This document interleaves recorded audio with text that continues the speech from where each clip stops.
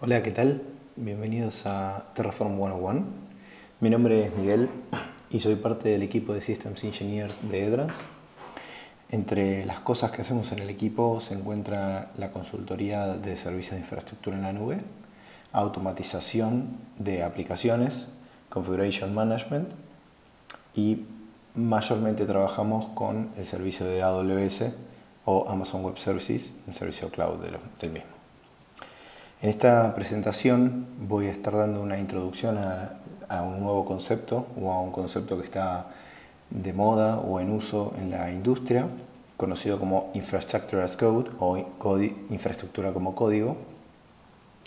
La idea del mismo, de esta presentación, es dar un overview sobre infraestructura como código y hablar mayormente de Terraform.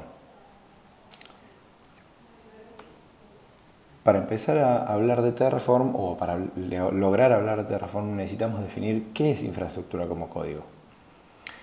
Podemos encontrar tres definiciones de diferentes empresas o de diferentes lugares. Uno es Wikipedia, Microsoft y ThoughtWorks.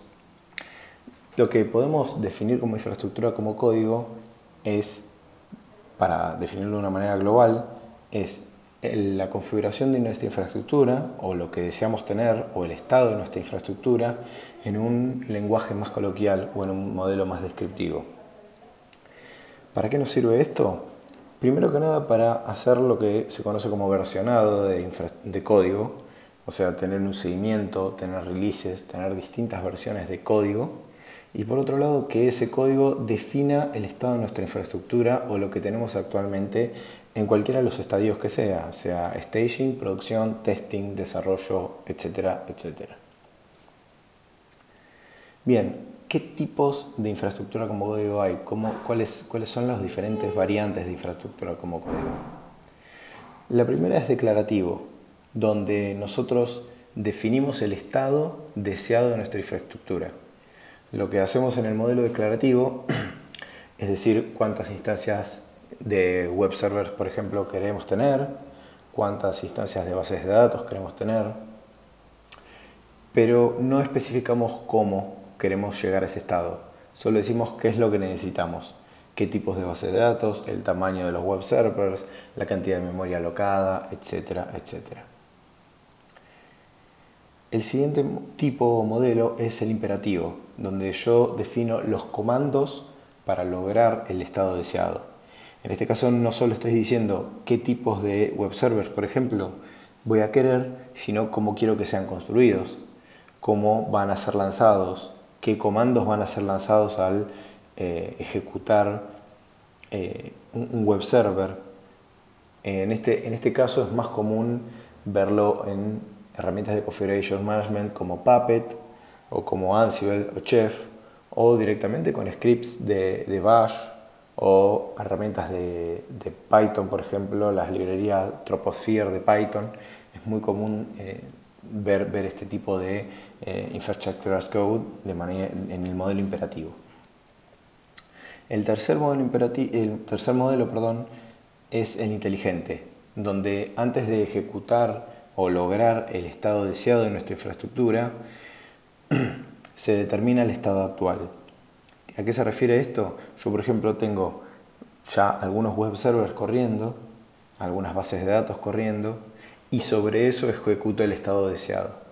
Entonces, mi sistema está al tanto de la infraestructura que yo ya poseo y sobre eso ejecuta los comandos necesarios sin yo necesitar especificarlos para lograr el estado deseado. El último modelo el último teorema o el último de los tipos es Environment Aware. ¿Qué quiere decir esto? Infraestructura como código tiene un gran problema en este momento de la tecnología que se está buscando resolver, y es que todos los cambios que sean de manera manual van a ser destruidos, por lo cual necesitamos tener bien definido o bien explicitado qué tipo de esquema queremos usar y cómo queremos llegar a usar ese esquema. Si yo defino un estado y yo hago cambios en el estado de esa infraestructura de manera manual, la próxima vez que yo ejecute mi sistema, esos cambios manuales van a ser destruidos por completo. O peor, puedo lograr tener errores la siguiente vez que ejecute y destruir por completo el estado deseado de mi infraestructura. La búsqueda, o lo que se busca, es que el sistema esté al tanto de si hubo cambios manuales aún en la infraestructura, acoplar esos cambios manuales al estado actual y ejecutar los siguientes o necesarios cambios sobre la misma.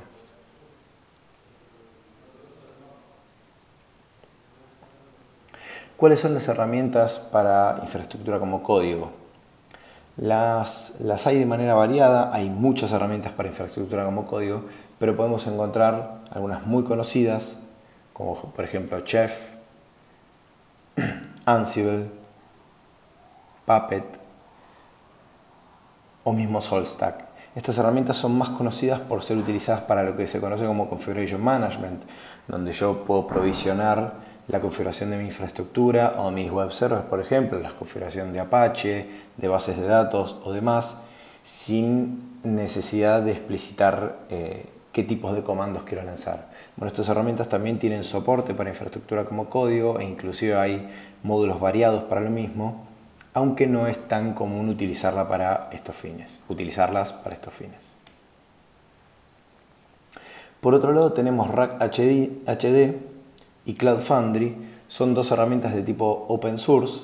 Rack HD es soportada, tiene como backend que soporta a Dell EMC, una empresa mundialmente conocida, y Cloud Foundry es una herramienta también conocida, pero de nivel de tipo Enterprise, que no lo vamos a estar viendo en este video. Por último tenemos CloudFormation, una herramienta nativa de AWS, es muy buena, el código en sí es bastante difícil de leer porque tiene la estructura de un JSON, pero está muy soportada por AWS, hay muchísimos artículos al respecto, hay muchísimas herramientas y utilerías y librerías para la misma, pero el único problema es que es solamente soportada por AWS. Por último tenemos obviamente la herramienta de la cual vamos a hablar hoy, que es Terraform. Entonces la pregunta es, si habiendo tantas herramientas en el universo de las tecnologías de infraestructura como código, ¿por qué estamos hablando de Terraform? La primera de las decisiones por la cual elegimos Terraform o se elige Terraform es porque tiene un DCL propio, que es del tipo declarativo, donde yo defino el tipo de estado o el estado que quiero alcanzar, cuántos web servers quiero tener, cuántas bases de datos, el tamaño, etc. Y lo otro es porque es un DSL declarativo de una estructura muy parecida al JSON también, pero con algunas variantes que son muy fáciles de leer, es muy simple, la verdad, está muy bueno. La otra decisión es que tiene layers de abstracción, o sea, yo puedo, ya vamos más adelante a ver que tenemos recursos, variables, outputs, y las puedo empaquetar y generar paquetes que yo puedo poner en un repositorio y hacer versionado con eso. Versionar ese código, hacer un seguimiento, generar readmes. Los layers de abstracción que va otorgando Terraform, la verdad que son de una estructura bastante buena, bastante agradable. El tercer motivo por el cual elegimos Terraform es porque es de HashiCorp. HashiCorp, como algunos de ustedes pueden saber, saben, es la empresa que está detrás de Consul, de Packer, obviamente de Terraform, de Vagrant, o sea, de herramientas que hoy en el día en el mundo de DevOps están muy utilizadas, están a la vanguardia. La cuarta decisión por la cual elegir Terraform es que es una herramienta de tipo open source. Si bien Terraform tiene dos niveles más de aplicación, que son de tipo Enterprise y de tipo pagas, hay una opción open source donde también tenemos otra de las decisiones por la cual elegir Terraform, y es la comunidad y el soporte del mismo. Los desarrolladores de Terraform están todo el tiempo poniendo código, hay una cantidad, como pueden ver en las imágenes, de issues y pull requests que siempre están siendo comentados y actualizados. Hay mucho movimiento de la comunidad y avanza, como pueden ver en los releases también, muy rápido. La otra decisión es que está escrito en Golang. Golang hoy en día es una de las herramientas, uno de los lenguajes de programación, mejor dicho, utilizados por Google y con cada vez más aceptación en la comunidad. Y Terraform, no para menos, es programado o se decidió programar en Golang. Otra de las decisiones también es que si logramos obtener una buena estructura de código y nuestra infraestructura llega a un estadio aceptable, donde tenemos todo automatizado, vamos a lograr no tener que hacer más SSH en los servidores. Esto puede parecer una tontería al principio, pero la realidad es que es algo alcanzable cuando se combina sobre todo con herramientas de Configuration Management, donde directamente podemos decir qué queremos o generar componentes plugueables, como por ejemplo un stack de Bastion, un VPC, Elastic Load Balancers, etc. Y despreocuparnos de que van a ser lanzados correctamente, que van a funcionar correctamente y que no vamos a tener ningún inconveniente al ser lanzados los mismos. La última de las decisiones es que es multiplataforma. ¿Qué significa esto? Que soporta una variedad de tecnologías y soporta no solo tecnologías on-premises como VMware u OpenStack mismo, sino que también servicios cloud, AWS, Google Cloud, Microsoft Azure, lo cual es una comparación bastante fuerte contra las competencias. Recuerden que CloudFormation es solamente de AWS o Rack HD es solamente para estructuras on-premises. Terraform abarca una variedad muy grande de tecnologías y la verdad que lo hace de muy buena manera. Bueno, comenzando con los conceptos de Terraform, tenemos el primero de todos que son los recursos. Los recursos, vamos a ver más adelante, que son los componentes de nuestra infraestructura. Por ejemplo, una instancia S2 o EC2 en AWS va a ser un recurso en nuestra infraestructura. Las variables, que van a ser la data que reciben esos recursos, que pueden ser inputeadas o ingresadas a través de variables de entorno o mismo hardcodeadas en caso de ser necesario. Los outputs, que van a ser los datos e información que nuestros recursos van a devolvernos. Por ejemplo, si yo lanzo una instancia nuevamente de EC2 en AWS, voy a poder obtener, por ejemplo, la IP de dicha instancia o el ID de dicha instancia. Por último tenemos los data sources. Los data sources es un concepto relativamente novedoso en Terraform, pero que nos da una variedad y una posibilidad de combinar la automatización y automatizar nuestra infraestructura de una manera increíble, y es directamente preguntarle al servicio, sea de cloud o on-premises, qué datos nos puede proveer. Por ejemplo, si en nuestra cuenta de AWS ya tenemos un VPC instalado y queremos utilizar dicho VPC y a la vez obtener cierta información del mismo, por ejemplo el ID, por ejemplo la cantidad de subnets o availability zones sobre las cuales está montada, podemos obtener esa información del entorno directamente, preguntarle a las APIs de AWS sin necesidad de andar hardcodeando ciertas variables. De nuevo, el ID, las subnets, availability zones, etc. Esto es un concepto muy importante ya que nos provee una variedad a la posibilidad a la hora de escribir código para Terraform increíble.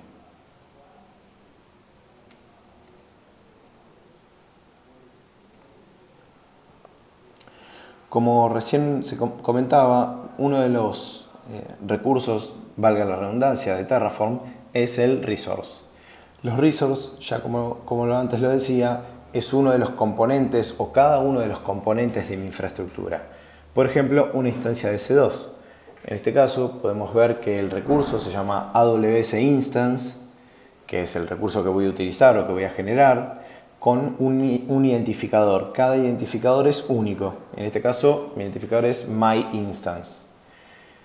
Esa instancia tiene algunas variables o algunos datos que son opcionales y otros que son obligatorios. En este caso, por ejemplo, el dato obligatorio es AMI e Instance Type. AMI que es la imagen desde la cual voy a lanzar la instancia de EC2. En este caso obviamente es 1, 2, 3, 4, pero puede ser muchísimos más. O puedo inclusive obtenerlo de un data source. Por otro lado, tengo el instance type. El instance type, por ejemplo, en este caso es T2 micro. T2 micro es una instancia de un vCPU y 1 GB de RAM. Es una instancia pequeña, pero estoy especificando que la VM, por así decirlo, de S2 que voy a estar lanzando es una imagen a partir de la AMI 1234 y del instance type T2 micro. Entre los tags que quiero que tenga esa instancia está uno que es name hello world. ¿Qué pasa cuando agrego variables a los resources? Como antes vimos, nosotros estábamos hardcodeando, por así decirlo, el instance type, que era un T2 micro. Bueno, en este caso lo ponemos en una variable. ¿Qué es lo que nos da esto? Nos da la posibilidad de, si yo quisiera agregar más recursos con el mismo instance type, no tengo que andar repitiendo código, sino directamente decir, bueno, utiliza la variable instance type. Y si yo quisiera modificar el valor de la misma, lo puedo hacer. Y en vez de T2 micro, puedo tener un T2 nano, T2 medium, etcétera, etcétera. Es exactamente como en un lenguaje de programación, pero esto es Terraform y es su propio DSL. ¿Qué pasa cuando agrego outputs? Como comenté antes, los outputs son básicamente valores que nos puede otorgar uno de nuestros recursos. En este caso el instance ID. Estoy obteniendo, como pueden ver, el nombre de mi output va a ser instance underscore ID y el valor del mismo va a estar dado por la instancia AWS con nombre instance.id. Esto lo que nos va a otorgar obviamente es el ID de dicha instancia. Por último, nos queda agregar los data sources, que era algo de lo que estábamos hablando antes. En este caso voy a agregar un data source que se llama AWS AMI, donde yo puedo pegarle a la API, mejor dicho, Terraform le va a pegar a la API de AWS y le va a decir, dame la AMI o el ID de la AMI de tipo Ubuntu, la más actual. En este caso pueden ver que hay un parámetro que se llama most recent y que sea de tipo pública. Esto quiere decir que las AMIs de Ubuntu, las que son mantenidas por la gente de Ubuntu, en este caso la versión 14.04 AMD64, la última va a ser de vuelta y voy a poder reutilizarla. Como pueden ver arriba en la instancia, podemos ver que dice Data AWS AMI Ubuntu ID. Yo directamente no necesito hardcodear más el valor de esa AMI o el ID de esa AMI, sino directamente obtenerlo de Amazon, el último tipo, y puedo lanzar mi instancia con ese tipo de AMI, con ese ID.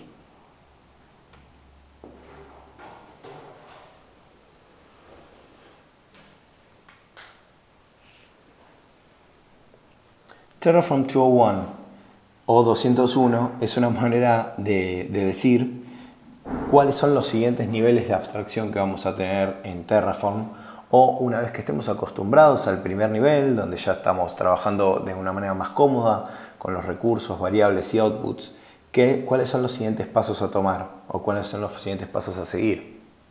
El primero es la utilización de módulos. Yo hablé anteriormente de los módulos, pero básicamente son empaquetados de nuestro código que vamos a poder poner en Git y versionar. No solo eso, sino empezar a utilizar documentación, empezar a generar documentación con el formato de Markdown, por ejemplo, que es utilizado por GitHub o por Bitbucket, y poder así no solo reutilizar ese código, versionarlo, sino compartirlo, que es una de las mejores ideas, sobre todo cuando tenemos equipos de trabajo como en DevOps. Los módulos son paquetes de configuración, como antes mencionaba, componentes reusables y plugueables de tipo black box.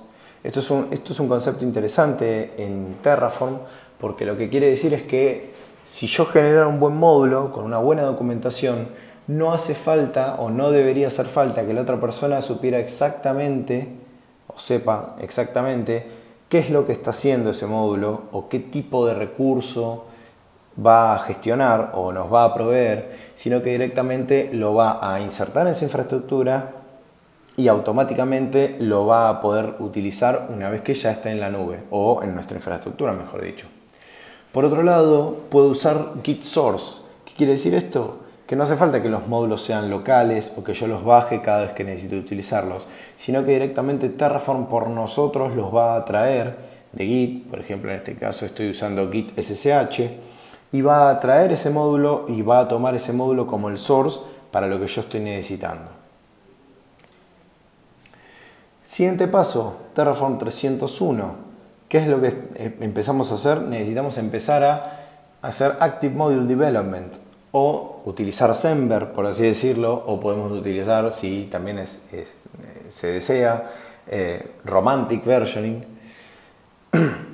Semver es Semantic Versioning para los que no lo conocen, donde ya empiezo a generar distintos tipos de módulos con backward incompatibilities, bug fixes, improvements, mejorar y desarrollar cada vez más y más módulos.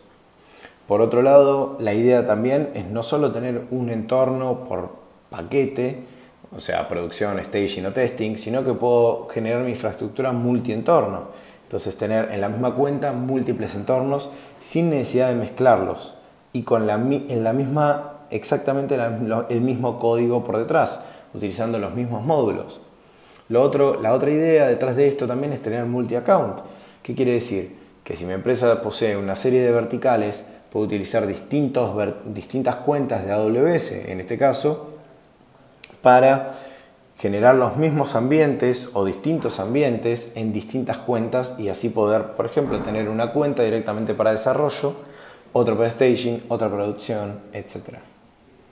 Por otro lado, tenemos ya cuando se trabaja con equipos sobre todo acostumbrados a realizar cambios en infraestructura, tenemos el problema de la convergencia, que es distintas personas en el mismo equipo haciendo cambios en la misma infraestructura al mismo tiempo.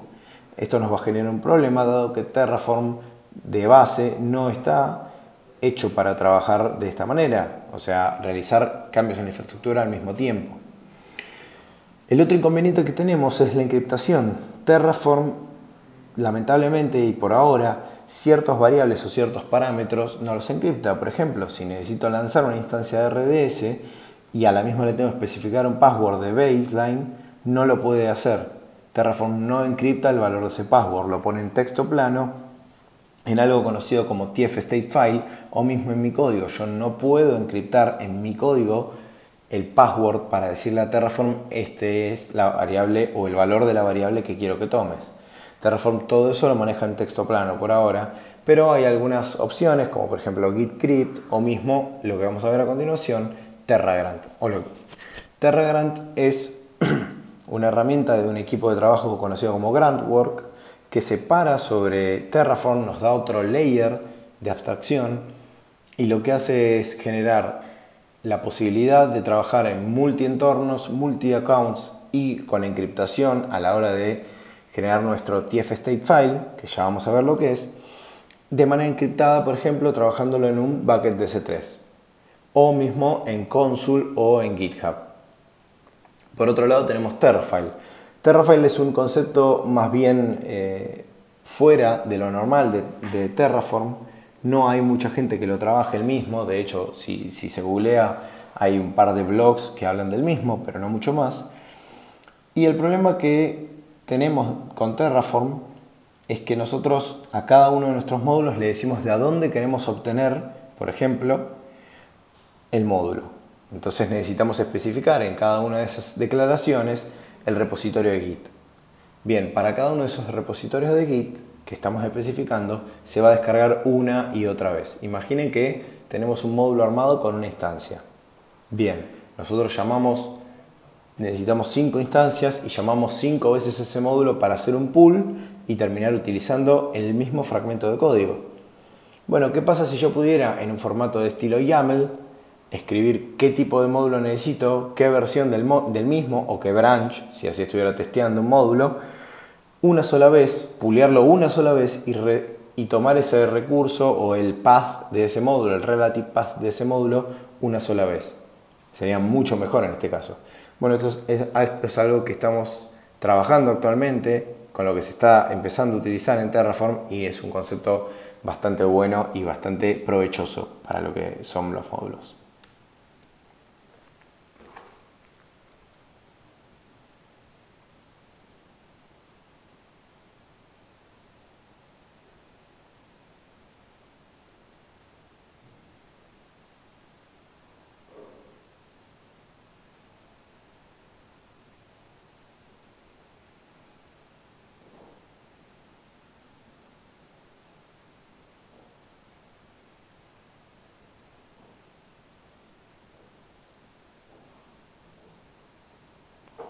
Bueno, Terraform 401 y con esto vamos terminando las slides para pasar a los ejemplos. ¿Cuáles son los siguientes pasos de Terraform o qué es lo esperable de la tecnología? Lo primero son los condicionales o loops. Terraform en este momento no posee condicionales como if, else, etc. o loops como for's y whiles. Lamentablemente esto complejiza un poco las cosas a la hora de escribir código. Yo no puedo decir, por ejemplo, quiero de 1 a n instancias de S2 porque Terraform no lo soporta básicamente. En ese caso vamos a tener que repetir nuestro código una y otra vez. Por suerte la comunidad ya está trabajando en eso, hay varios debates sobre esto, varios debates interesantes y ya están trabajando sobre el código del mismo y yo creo que a futuro van a aceptarlo. Por otro lado, extender el concepto de Terrafile. Terrafile en este momento es más que nada un Rakefile donde decimos este es mi YAML, quiero que estos módulos sean descargados, pero la realidad es que no hay soporte para lo mismo. Estaría bueno que la comunidad empiece a trabajar sobre esto y, por ejemplo, escriban un binario en Golang que sea el Terrafile básicamente, donde leemos un YAML file, descargamos todos los módulos y los podemos utilizar una y otra vez. Y por otro lado, algo que viene a colación de lo que comentaba antes, y es el Native Encryption. Terraform de nuevo no encripta nuestras variables, no encripta los passwords. Esto es algo necesario a la hora de trabajar con infraestructura como código, sobre todo si lo queremos poner en un repositorio, sea local o en GitHub, Bitbucket o cualquier servicio. Y en algún momento van a tener que soportar Native Encryption.